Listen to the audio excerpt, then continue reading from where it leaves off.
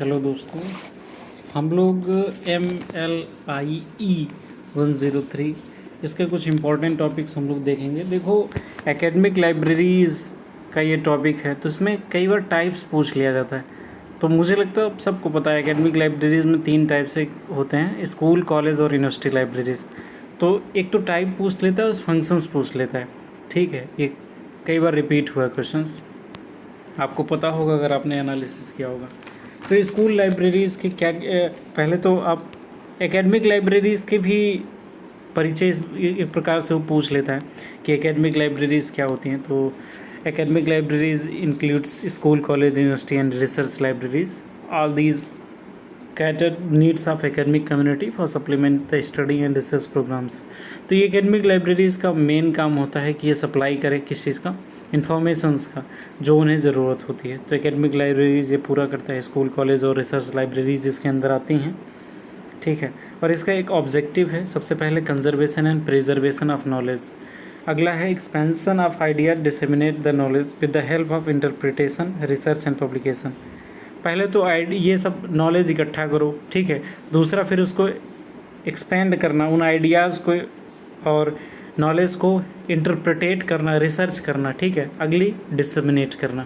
पहले नॉलेज इकट्ठा करो, उस पर रिसर्च करो और फिर लोगों को बताओ। नेचर एंड कैरेक्टरिस्टिक्स इसका अलग अलग होता है तीनों का। स्कूल का अलग होता है और कॉलेज का अलग होता है। तो इसमें बताया है पूरा तरीके से। तो इसमें अगर टाइप्स में पूछा है तो आप इस तरह से उसको दिखा देना। स्कूल लाइब्रेरीज़ में मेनली क्या है कि छोटे बच्चों का सिलेबस बेस्ड की बुक्स होती हैं, ठीक है। और उसके बाद उसमें कहानियाँ, कथाएँ, फिक्शंस, ऐसी चीज़ें होती हैं। और उन बच्चों में एक रीडिंग हैबिट डेवलप हो, उसकी बात की जाती है, ठीक है। एंड यही सबसे मेन इम्पॉर्टेंट है कि वो बच्चे हैं, स्कूल में हैं, तो लॉन्ग रीडिंग हैबिट डेवलप हो, opening a new Windows of the knowledge for students. तो बच्चों के लिए एक नया विंडो, क्योंकि वो बहुत ज़्यादा क्यूरियस होते हैं, आप जानते ही हो। तो ये मेन ऑब्जेक्टिव है, उसको अचीव करने के लिए इस तरह से कलेक्शंस बनाए जाते हैं, प्रिंट, नॉन प्रिंट। रोबोट्स वगैरह तो अपने यहाँ नहीं है, बट कुछ इंटरनेशनल लाइब्रेरीज़ में मैंने रोबोट्स वगैरह देखे हैं। उनकी जो बुक्स होती हैं, story telling, debates, film show, इस तरह से लाइब्रेरियंस जो हैं ऐसे कार्यक्रम चला करके बच्चों को लाइब्रेरी के प्रति जागरूक कर सकते हैं। तो बहुत ही छोटे स्तर पे शुरुआत होता है, लेकिन बहुत ही इम्पोर्टेंट है, क्योंकि यही जो बीज है वो वृक्ष बनेगा आगे। लेकिन बीज ही नहीं पड़े रहेगा तो वृक्ष कैसे बन पाएगा। Next is college libraries. College libraries ये जो है हायर स्टडीज़ का इम्पोर्टेंट पार्ट होती हैं, ठीक है। और इसमें जो कॉलेजेस होते हैं उसके अंदर ही ये लाइब्रेरीज़ वर्क करती हैं, और कुछ ये उसके अंदर ही होती है। तो पेरेंट ऑर्गेनाइजेशन उसका कॉलेज ही होता है, और एक इम्पॉर्टेंट होता है। UGC इसमें बहुत ही ज़्यादा काम किया। UGC के अंडर में ही ये कॉलेज लाइब्रेरीज़ इंडिया में वर्क करती हैं, और नेशनल एजुकेशन पॉलिसीज़ में भी इसका काफ़ी ज़्यादा जिक्र किया गया। तो कॉलेज लाइब्रेरीज़ का जो ऑब्जेक्टिव है, यहाँ पे ऑब्जेक्टिव फंक्शन, ये 2 मेन इंपॉर्टेंट चीज़ें हैं जो हमें पढ़ना है। सबसे पहले support implementation of object, parent organisation जो है उसको खुश रखना और दूसरी चीज़ सप्लीमेंट ऑफ करिकुलम टॉट, जो भी सिलेबस की बुक्स वगैरह हैं उसको सप्लाई करना, स्टूडेंट्स को डीपर अंडरस्टैंडिंग करवाना उनके नॉलेज के क्षेत्र। अगला है work as independent agency and encourage life long learning. तो ये ऑब्जेक्टिव है। और फंक्शंस मैंने देखा है यहाँ पे, ये कुछ फंक्शंस हैं। पेज नंबर 13 पे आप चले जाना, ठीक है। बुक में वही है, हाँ इसमें भी वही है, 13 है। 13 में देखोगे आप तो यहाँ पे लिखा है 10। सबसे पहली चीज़ असिस्ट द पेरेंट। देखो ऑब्जेक्टिव का सेम इसमें फंक्शन में भी डाला है। सबसे पहले असिस्ट द पेरेंट इंस्टीट्यूशन, जो इंस्टीट्यूशन चाहता है उसको काम पूरा किया जाए। असिस्ट मतलब यही होता है कि जो व्यक्ति चाह रहा है उसको वो प्रोवाइड किया जाए। Provide latest collection book, maintain good collection to train students, career guidance, variety of services and reading environment, preserve document of the future. तो ये कुछ फंक्शंस हो गए इसके, ठीक है। और इसमें कुछ एक्टिविटीज़ इसके हो गई। एक्टिविटीज़ में इंफॉर्मेशन रिसोर्स हो गया, फाइनेंस, स्टाफ, ये कुछ काम करता है।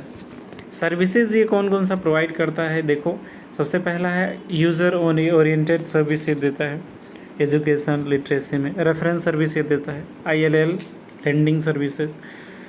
लेंडिंग और ILL दोनों अलग है। लेंडिंग मतलब होता है बुक्स जो स्टूडेंट्स या अन्य स्टाफ को दिया जाता है। ILL मतलब दूसरे लाइब्रेरीज को बुक जो देना।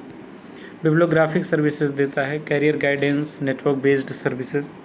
नेटवर्क बेस्ड जैसे इनफिल्म नेट हो गया, ढेर सारे लाइब्रेरीज़ का नेटवर्क बना हुआ, तो ऐसे सर्विसेज भी देता है। अब देखो मुझे नहीं लगता कि इसको फिर मुझे विस्तार से बताने की ज़रूरत है, आप सब पता है आपको, आपने इंटर्नशिप भी कर रखी होगी, नहीं भी कर रखी हो तो बेली सिम्बलिस में इतने लेक्चर्स में देखा ही होगा।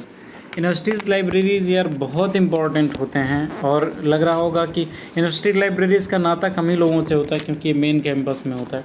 University stands for truth, reason, tolerance, humanism. It helps the programme of the society general through advancement of the knowledge. ये रिसर्च वगैरह में बहुत ज़्यादा काम करते हैं, और यहाँ पे नॉलेज की बात होती है, इन्फॉर्मेशन और डेटा, ये सब कॉलेज स्कूल लाइब्रेरीज़ में होती हैं। तो अगर आपको उस लायक अपने आप को विकसित करना है नॉलेज के लेवल तक, तो आपको यूनिवर्सिटीज़ लाइब्रेरीज या रिसर्च लाइब्रेरीज ज्वाइन करनी होगी। लेकिन इन्फॉर्मेशन और डेटा में ही खेलना है तो कॉलेज लाइब्रेरी करो। कॉलेज वाले कुछ नहीं, वो सिर्फ बुक इशू ही करते हैं, ज़्यादा तो कुछ करते ही नहीं। वो बच्चे आते हैं बुक इशू करो, और लेट फ़ी है ये, कोई नई बुक मंगा लो बस। मैंने तो सिर्फ यही देखा, वो किताबें मंगाते हैं, जनरल्स मंगाते हैं, और बच्चों को डांटो अगर वो बात करें तो। लेकिन यूनिवर्सिटी लाइब्रेरीज़ काफ़ी कुछ अलग करती है। इसके यहाँ पे एक मैंने वो देखा था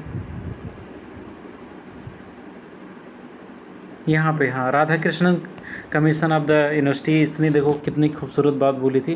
the libraries is the heart of universities work directly so the regards of research work. Mainly जो वहाँ पे यूनिवर्सिटीज़ होती हैं वहाँ पे रिसर्च वर्क होता है, indirectly as regard of educational work भी करते हैं। Derives the life from research work. Scientific research needs the library well as its laboratories. जो लाइब्रेरीज़ होती हैं एक तरह से लेबोरेटरीज़ होती हैं, शोधशालाएँ होती हैं। While the humanistic research the libraries both library and laboratory in one. किसी भी रिसर्च के लिए यार दोनों चीज़ों की ज़रूरत होती है, लाइब्रेरीज़ एंड लेबोरेटरीज़ की, लेकिन अपने यहाँ दोनों की कमी है। Training the higher branches of the learning and research the mainly the question of learning how to use tools, and if the library tool is not there how can the student learn use them. तो यहाँ पे Radha Krishnan commission ने इसको बहुत important बताया है और इसका यूज़ भी किया है, तो आप कोड भी कर सकते हो इसको।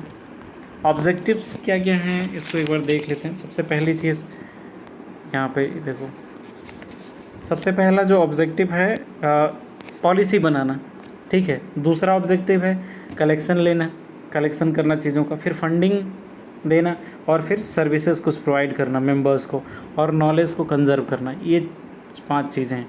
इतना विस्तार से मैंने एकदम शॉर्ट में बता दिया। फंक्शंस भी हैं, फंक्शंस में पेज नंबर 17 पे चलो जो अच्छा लिखा हो उसमें प्रोवाइड रिसोर्सेज प्रोवाइड करना जो रिसर्च में काम आए। हेल्प यूनिवर्सिटीज़ फैकल्टीज़, यूनिवर्सिटी के जो फैकल्टीज़ हैं ना उनको नए विषयों पे रिसर्च करने में, उनके डेवलपमेंट करने में हेल्प करना। Provide library facilities to the programmes.